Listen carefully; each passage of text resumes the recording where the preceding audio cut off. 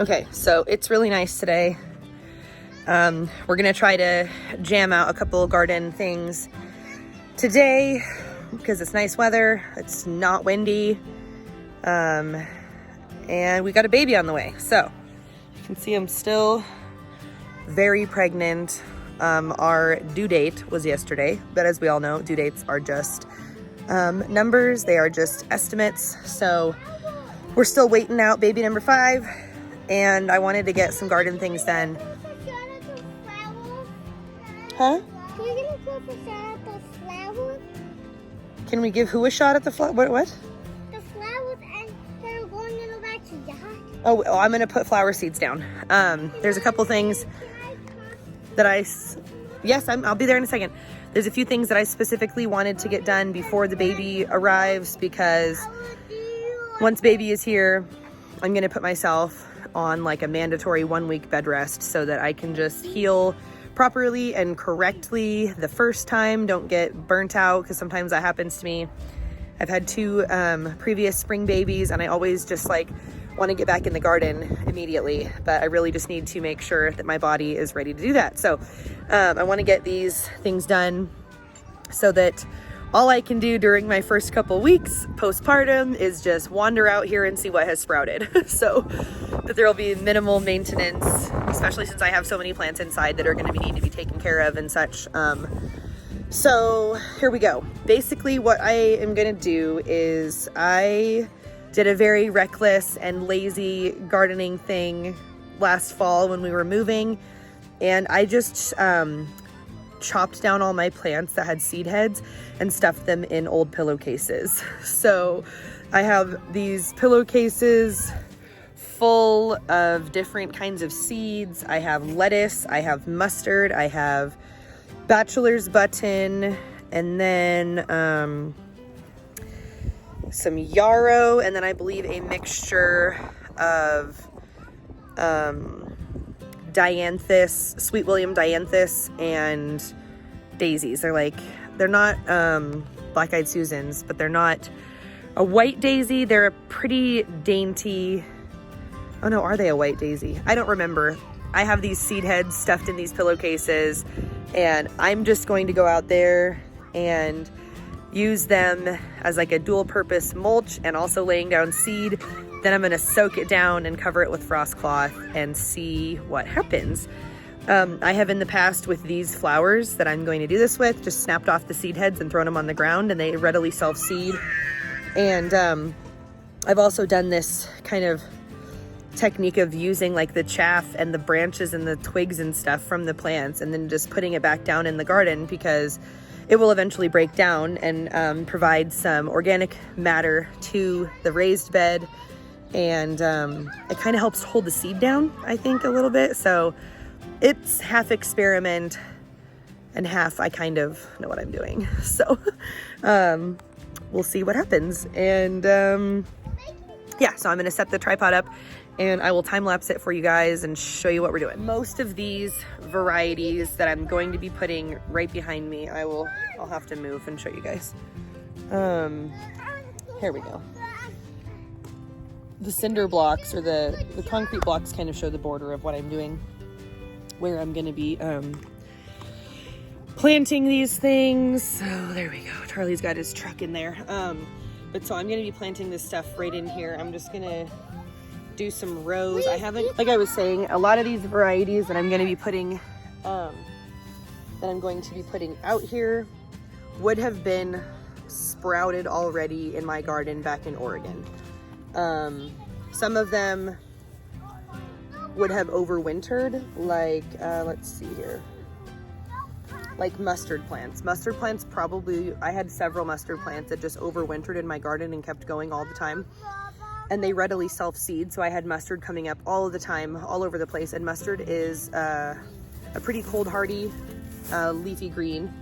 And then I have lettuce, which this is Amish deer tongue lettuce that I had in my garden that was like, it became like naturalized into my garden basically.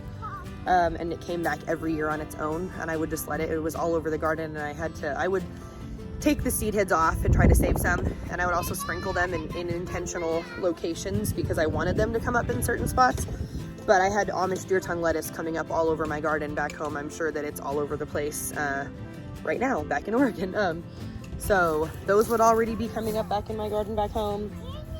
And then, oh yeah, so these are some kind of, they're not a black-eyed Susan, but they kind of look like that. They're like a much daintier stem. They're like a daisy with yellow petals. So I have a ton of these. And there's also in this one, I also have some, I got kind of lazy at the end and just started combining stuff. I have some seeds for, let's see what this is, pincushion flower. So these are pincushion flower seeds that are in here too. They're really cute. And then is there anything else in here? Nope, I think that's, oh, yep, and then look at this. Then we have a seed head for Sweet William Dianthus. So these plants, we would chop these down in the fall and the plant would go dormant. So it was always there, like it's a perennial, it would just stay alive and then just come back to life. So I have some of those in here. And essentially I'm just going to formulate like 2 rows back here behind me, probably 30 inches wide. And maybe not, maybe just like 2 feet. And I'm just going to lay all this like stem and chaff and whatever down. And then I'm gonna wet it down and then I'm gonna cover it in frost cloth and see what happens. What else do I have here? So, oh, this is yarrow. See, yarrow is another plant that just goes dormant. We would chop it down and then the plant would just, the foliage, it's kind of like a fuzzy fern-like foliage, would just go dormant.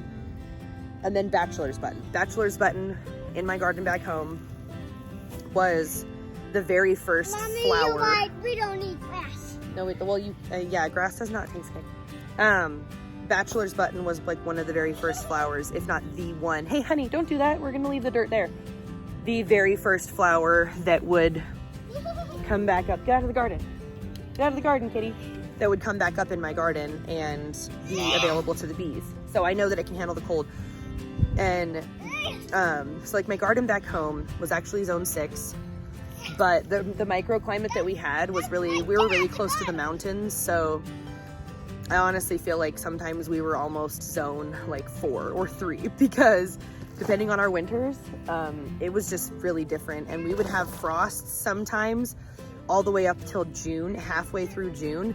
There was even one website, I'm not sure if it was Burpee or a USDA zone map, but one of them that I tried to find the potential frost date for back in Sisters, which is Central Oregon, said risk of frost all year long, which was kind of true. I've never really experienced a frost in July, August, or September.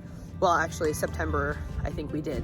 But like when I graduated, the year I graduated, it snowed on June like 12th. So there was it was just really cold back there, so it's funny that it's zone 6, technically where it's based on, but this just shows like there can be discrepancies in the zone map situation with your zone, because depending on your microclimate, which is why it's a good idea to have like thermometers in your beds so you can actually monitor, or just thermometers in your backyard, but the soil for sure, so you can monitor what the actual soil is doing right in your area. So we are zone 5 here in Rapid City, South Dakota, and we actually have like 30 more days, between 15 and 30 more days of growing season than my zone 6 garden back in Sisters, because the last frost date was generally the 2nd weekend in June in Sisters, and here it's between May 7th and May 24th. There was 2 dates that I found. So we have actually a little bit more time. So I am confident that this will work. Plus I'm gonna do a frost cloth over it, and we'll see what happens. And I'm excited to see what happens. Gardening is mostly about experimenting and seeing what works, especially in your direct environment. This is my first year in this backyard, so we're gonna see what it can do.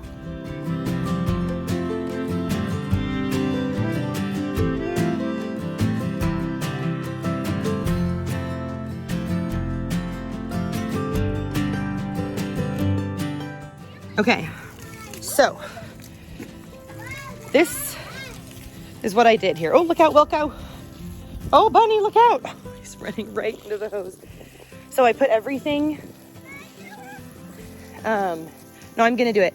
I put everything that I harvested as far as seeds go. Like I said, I chopped them down and then I stuck them in pillowcases upside down in the pillowcase. I'm trying to get that hose. Okay. Oh no! But I did that so that the seeds would have the highest likelihood of falling down into the bottom. Go ahead.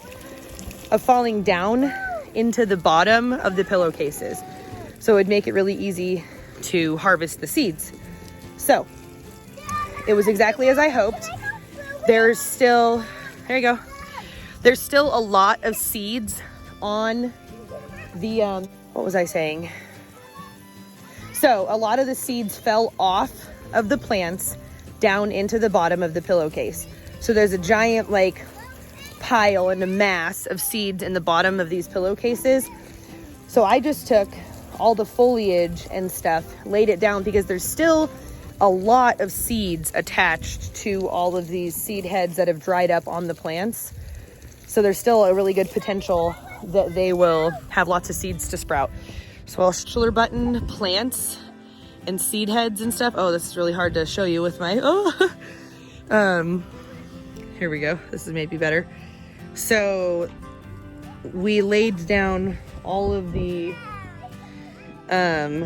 bachelor's button plants and stuff. And as you can see, there's like still, I don't know if you can see that. There's still so many seed heads on all of these plants that, and I could see it in my hands when I was emptying them out, that there are, let me drop this, like wetted this down. I'm basically just hoping that the foliage provides not only organic matter, but like a form of mulch to help the seeds stay down, and we'll see what happens. I got this wet. I'm going to cover it with frost cloth, and then I'm going to move on and I'm going to do another row of a different kind of couple things. I have mustard, lettuce, some daisies, yarrow, and pincushion flower. And I'm just gonna try to fill this whole rectangle piece right here with stuff from our garden, cover it with frost cloth, and then we will just see what happens. We'll have to keep it wet. And yeah, that's what we're doing.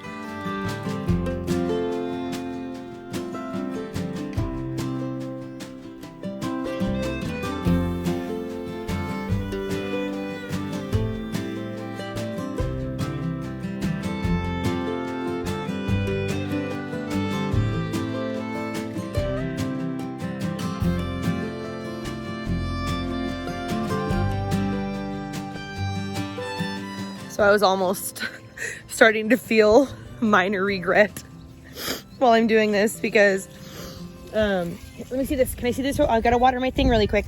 There's like so much seeds still attached to some of these plants. So I did some of them thicker than I did others because I could just tell that the seed heads were still like fully intact, and which isn't a huge deal because not every single seed is going to germinate. Some of them are probably going to die. And some of these things can be eaten as microgreens, the mustard and the lettuce. So I can thin them.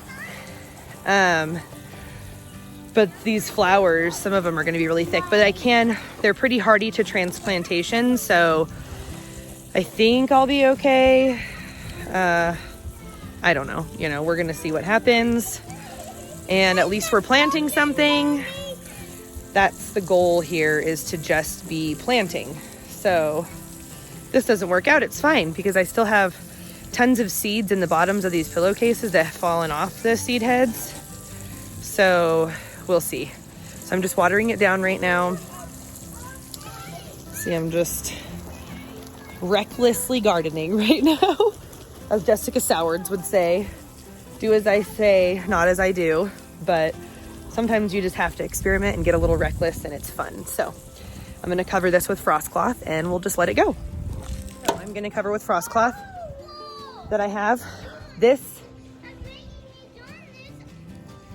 is just going to prevent cats from digging in it, children from digging in it. If they run across it, that's not such a big deal because they'll kind of help to mush the seeds down into the soil a little bit. We are working on training them not to be getting into the garden beds, but that's just the way it is with kids. So this will also prevent wind from blowing anything away. It allows quite a bit of sunlight through, like 75%, and it allows moisture through. So if it rains, it'll still get through there. And I am still gonna be keeping it moist, wetting it down myself. So that's what I'm gonna do right now, and then I'll be done.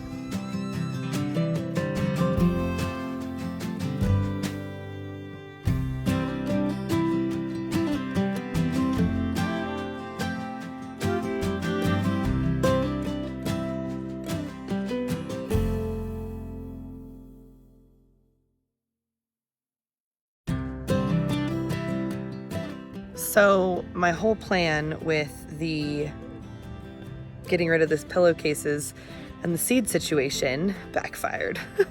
So many more seeds than I thought were in these pillowcases that I just didn't feel right about over sowing to that extreme a level. I feel like how I sowed those rows was already really thick.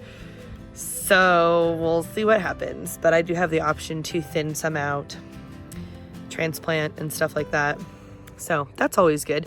It's never a bad idea to have an overabundance of plants. It's just way easier to get neglectful or not care for them properly. So I'll just have to keep an eye on how it goes. And so now I'm back to square one with a lot of seeds, but at least I got rid of like most of the big heavy plant matter that was in these pillowcases, so I can focus more on the seeds that are in the bottoms of those corners. So still an overabundance of seeds, still not a problem because I have so much seed. I'll be able to keep these plants in abundance around, and I'll be able to plant them in several different places. So my new plan is that I think I'm going to go throw some in the front raised beds just to see how they do, because we get partial sun in the little, like, we have these 5-tier like step raised beds along the front of the house. So that's the next location that I'm going to throw some of this stuff down and see what happens. So that's that. Thank you guys for hanging out with me and watching me recklessly plant some rows, and I will update when we have germination. I will see you guys out there.